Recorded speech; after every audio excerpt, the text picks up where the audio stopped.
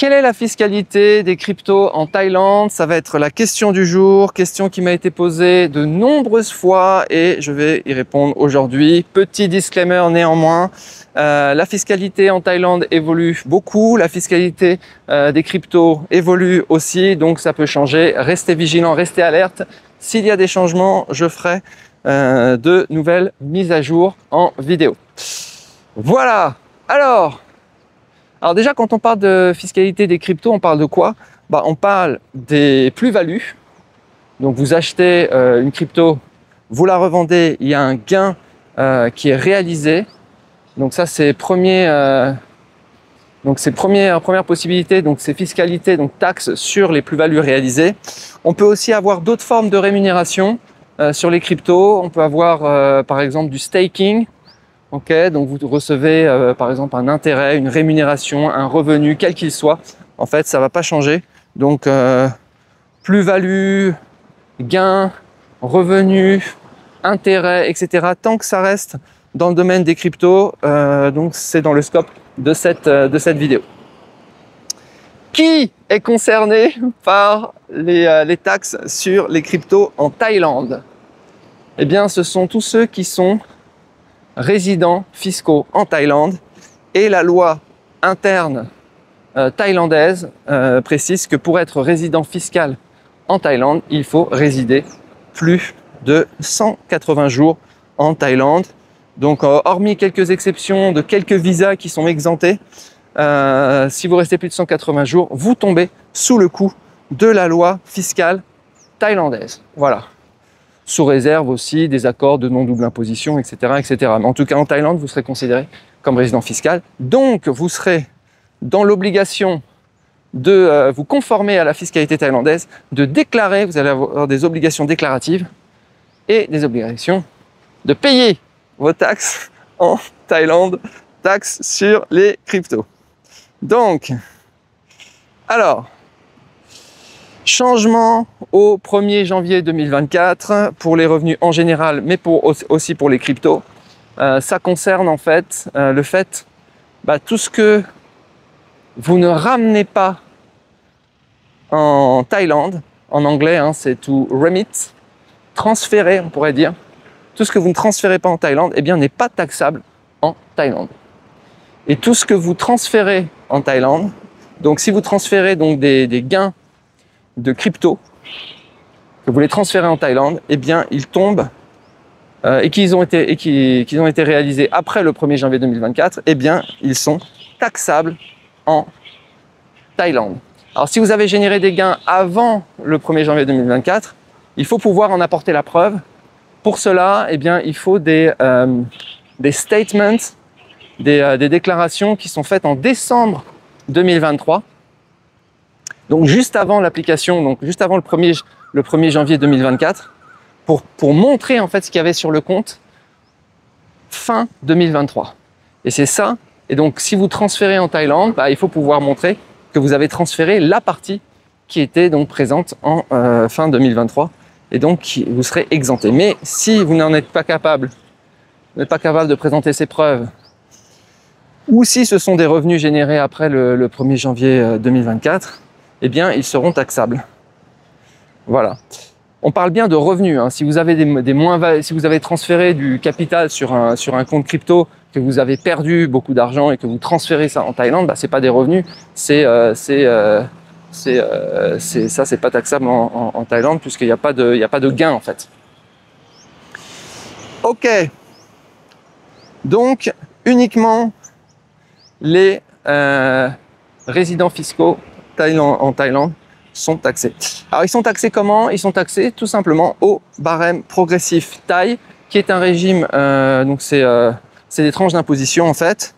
Alors au moment où je fais cette vidéo par exemple, je vous le mets en euros pour que ce soit plus simple. Donc vous avez 0% de 0 à 3 850 euros de revenus. Donc ça vient s'ajouter à tous les autres revenus que vous pourriez avoir. Par exemple des revenus immobiliers en Thaïlande ou d'autres revenus que vous rapatriez en Thaïlande. Ça vient s'ajouter. Donc de 0 à 3 850, c'est 0. De 3 850 à 7 700 euros de revenus en Thaïlande, c'est 5%. De 7 700 à 12 800, c'est 10%. De 12 800 à 19 000, c'est 15%. de 19 000 à 25 600, c'est 20%. De 25 000 à 51 000, c'est 25% d'impôt. De 51 000 à 128 000 euros de revenus, c'est 30%. Et au-delà de 128 000 euros, c'est 35%. Donc la dernière tranche d'imposition, c'est 35%. Voilà. Alors, ensuite, il y a des particularités sur les cryptos. Donc les gains issus du trading d'actifs numériques. Ah oui, je précise une chose ici, je parle des revenus pour des particuliers. Je parle pas, parce qu'il y a aussi, si jamais vous faites du trading très actif et très récurrent, bah vous pouvez, c'est comme en France, vous pouvez être catégorisé comme professionnel. Ici, je parle uniquement de l'impôt, des revenus des particuliers. Okay, donc, vous avez une retenue à la source, une withholding tax.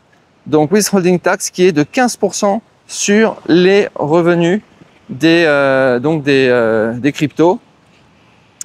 Alors ça veut dire quoi? Ça veut dire qu'en fait les plateformes vont prélever, si elles savent, si vous les avez informées en fait que vous êtes résident fiscal thaïlandais, eh bien elles vont prélever à la source 15% d'impôt, donc un prélèvement à la source. Alors je me suis renseigné un peu, ça va être uniquement en fait les plateformes qui se sont enregistrées auprès de la Thaïlande, donc qui sont connus en Thaïlande, qui sont autorisés en Thaïlande, et si vous avez transmis que vous êtes résident fiscal thaïlandais, à ce moment-là, ils vont appliquer cette retenue à la source de 15%. Mais si vous êtes sur des plateformes qui ne sont pas enregistrées en fait en Thaïlande, par exemple Binance ou autre, bah évidemment, ils vont pas pouvoir appliquer cette retenue à la source de 15%. Voilà. Et bien sûr, si vous faites pas, donc là, on voit aussi une distinction entre les exchanges centralisés et les cryptos décentralisés. Si vous ne passez pas par une plateforme, si vous avez simplement dans votre wallet des cryptos, bah évidemment, on ne peut pas vous prélever 15% de retenue à la source. Voilà. Ça ouvre déjà une brèche. Je vais vous donner ensuite quelques astuces, évidemment, si vous voulez rapatrier des cryptos en Thaïlande pour les réinvestir. C'est une question qui revient très souvent, celle-là. Je vais vous donner quelques petites astuces. Donc, très attention, si vous passez par des plateformes qui sont agréées par la SEC thaïlandaise, typiquement par exemple BitCub ou ZipMex, retenue à la source va être appliquée automatiquement sur les gains. Par contre, si vous utilisez Binance, Kraken, Bybit, qui ne sont pas encore agréés en fait en Thaïlande, eh bien, vous n'aurez pas ce problème. Voilà. La Thaïlande, vous êtes obligé, c'est un peu comme la France, on est obligé de faire une déclaration soi-même. Donc en fait, parce qu'ils n'ont pas forcément une visibilité sur les transactions, donc on est censé déclarer nous-mêmes les gains et payer l'impôt correspondant à ces déclarations. Il y a aussi une obligation de déclarer la totalité des transactions. Donc c'est des déclarations qui sont assez lourdes. Donc il faut conserver en fait toutes les transactions que vous faites. Et puis quand les gains vont être exprimés en Thai baht, il faut utiliser les taux de change de Bank of Thailand. Donc c'est assez lourd au niveau déclaration. Ok.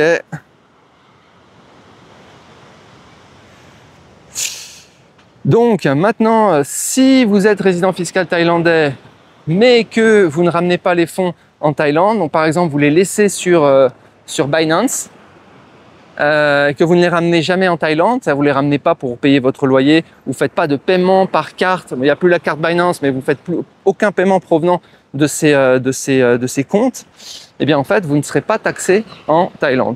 Donc un bon moyen déjà de ne pas être taxé, c'est simplement de ne pas ramener les fonds et de les laisser sur la plateforme ou de les laisser sur votre wallet. Voilà, il n'y aura pas de fiscalité, il n'y aura pas de prélèvement à la source non plus si la plateforme n'est pas agréée en Thaïlande. Donc c'est une façon assez simple, assez facile en fait de ne pas payer de taxes en Thaïlande. Mais me direz-vous, oui, mais moi j'aimerais bien ramener mon argent en Thaïlande pour l'investir, pour payer mon loyer, etc., etc. Ce que je peux comprendre la question qui a sa pertinence. Alors, ce que vous pouvez faire, en fait, c'est ce que j'ai fait moi quand je suis arrivé. En fait, c'est vraiment le moment où vous arrivez en Thaïlande. En fait, vous n'êtes pas résident fiscal si vous arrivez, par exemple, en fin d'année. Si vous arrivez en juillet, à partir même de juillet, août, septembre, octobre, jusqu'à décembre, en fait, vous n'êtes pas encore résident fiscal thaïlandais. Et sur l'année calendaire, vous ne le serez pas parce que vous allez rester moins de 180 jours. C'est l'occasion, en fait, de ramener massivement des fonds en Thaïlande puisque vous ne serez pas taxé. Hein, c'est la loi. On n'est pas en train de détourner la loi, on est vraiment en train d'appliquer la loi.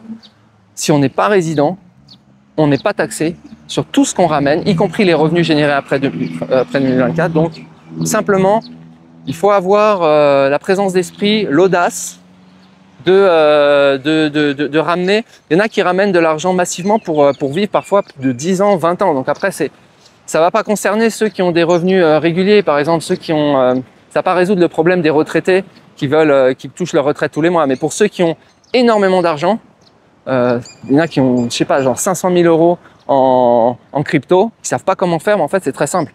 Quand vous arrivez, eh ben vous les ramenez, vous les transférez sur votre compte Thaï. Alors bien sûr, là je le dis simplement, mais la Thaïlande n'est pas haineuse envers les détenteurs de crypto. Elle veut promouvoir ça.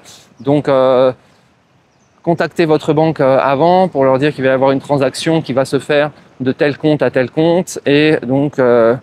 Alors, il faut pouvoir aussi ouvrir un compte. Il y a aussi une difficulté supplémentaire, c'est qu'il faut pouvoir ouvrir un compte en Thaïlande alors même qu'on vient d'arriver. Et ça, c'est une difficulté supplémentaire qui n'est pas insurmontable. Ça va dépendre des visas. Il y a des visas où c'est plus facile et d'autres visas où c'est plus compliqué. Les visas touristes, le DTV, etc., ça peut être un peu compliqué, mais on y arrive quand même. Après, si vous avez un visa plus long terme, un visa étudiant, un visa retraite, ce genre de visa, là c'est beaucoup plus simple, il n'y a aucun souci. Après, le fait d'avoir un appart aussi ou d'acheter, ça peut simplifier les choses. Le fait de prendre une assurance, il y a des produits financiers qu'on peut prendre dans ces banques, ça facilite l'ouverture, etc., etc., etc. Alors j'ai dit que des visas long terme, moi j'ai un visa de 5 ans, mais je suis obligé de sortir tous les 6 mois. Ça s'appelle le visa DTV. Voilà. Continue. Alors TVA, ils ont enlevé la TVA. Donc depuis 2024, elle était à 7%, donc plus de TVA.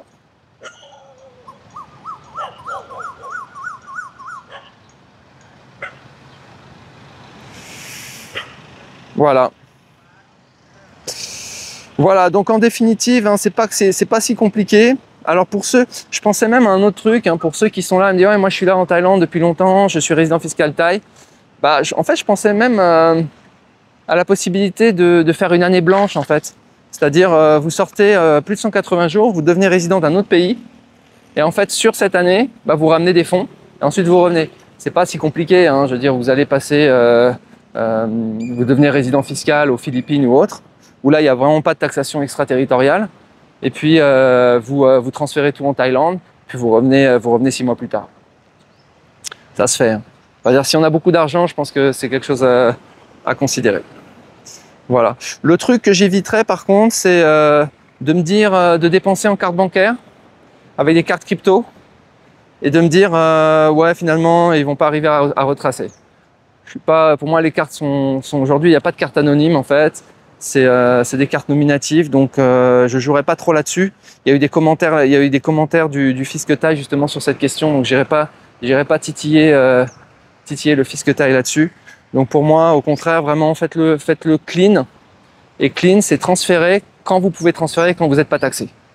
Je pense qu'ils n'ont pas prévu le coût en fait que des gens qui arrivent, comme j'ai fait en fait moi, c'est-à-dire que j'ai tout de suite mis de l'argent. On était en novembre-décembre, j'ai tout de suite mis de l'argent pour acheter mon bien immobilier. Je n'étais pas résident fiscal. Et donc en fait, leur loi, en fait, il y a un petit loophole en fait dans leur loi, c'est qu'en fait, elle privilégie ceux qui ne sont pas résidents fiscaux en Thaïlande. C'est en gros ceux qui ne vivent pas en Thaïlande ont plus de droits et payent moins de taxes que ceux qui y vivent. C'est bizarre quand même. Enfin, ça se discute. Voilà les amis, bah écoutez, c'est tout. Je vois si j'ai pas oublié quelque chose. Si vous avez des questions, n'hésitez pas, vous mettez en commentaire ou venez sur le club pour en discuter. Il y a des spécialistes crypto.